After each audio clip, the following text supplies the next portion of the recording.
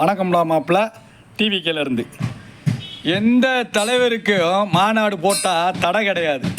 ஆனால் எங்கள் அண்ணன் தளபதி எங்கள் விஜய் அண்ணன் இவருக்கு மட்டும்தான் தடை அதிகமாக இருக்குது, பயங்கரமாக இருக்குது.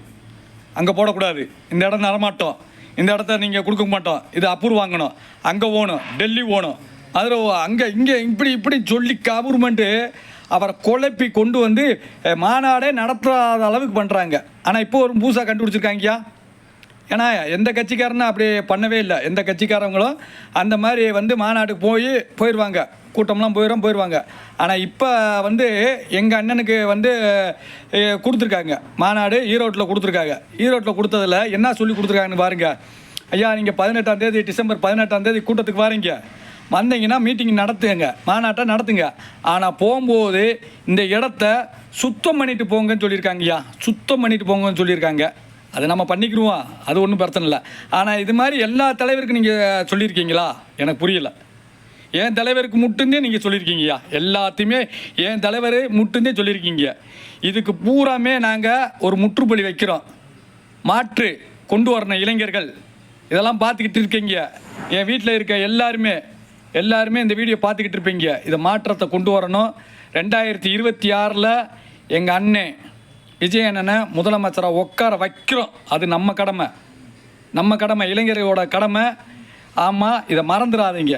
ஏன்னா இருக்க தடைகள் பூராத்தையும் கடந்து வந்து இப்போ அண்ணன் விஜய் அண்ணன் உட்கார்ந்துருக்காரு. இப்போ நம்ம என்ன பண்ணணும்?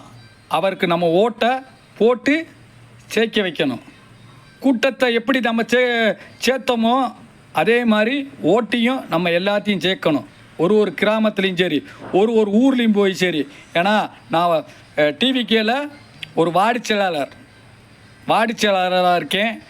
கண்டிப்பாக என் தொண்டர்கள், ஏன் கூட வேலை பார்க்குற என் தொண்டர்கள், என் தம்பி, என் மாப்பிள்ளை, என் தங்கச்சி, என் சின்னாத்தா எல்லாருமே இருக்காங்க. அவங்க ஊராமே உயிரை கொடுத்து 2026 முதலமைச்சராக உட்கார வச்சாத்தே நம்மளுக்கு நல்லது நடக்கும், மாற்றங்கள் நடக்கும். அது உங்களுக்கு தெரிஞ்சுக்கங்க.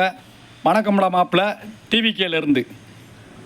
வச்சுக்கோங்க ஐயா. இன்னும் எம்புடு தடை கொடுக்கணுமோ கொடுங்கய்யா. கவர்மெண்ட்டு நீங்கள் எம்புடுக்கு தடை கொடுக்கணுமோ கொடுங்க. எங்கள் அண்ணன் இன்னமும் கோவப்பட மாட்டார்.